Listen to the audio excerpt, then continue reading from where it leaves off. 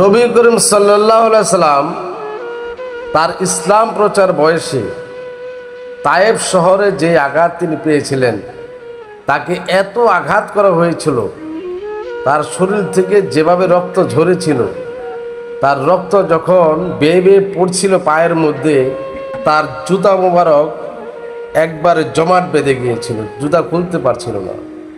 সেই আঘাত সহ্য করতে করতে, কষ্ট পেতে পেতে তিনি উম্মে হানির ঘরে গেলেন বিশ্রাম করার জন্য।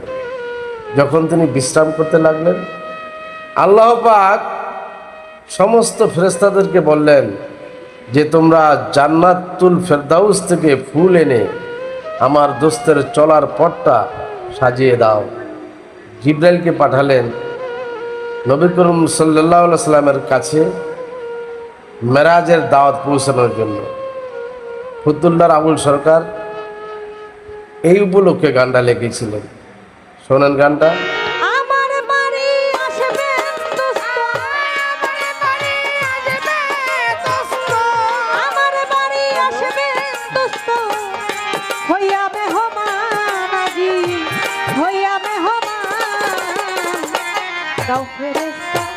ফুলে ফলে সাজাও আসমান, গাও ফেরেশতা ফুলে ফুলে সাজাও আসমান।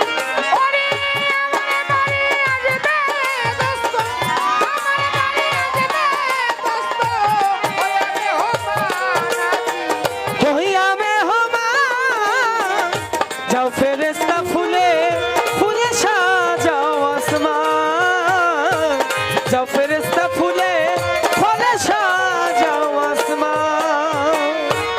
জান্নাত হইতে তুলিয়া ফুল চলার পথে দাও গো,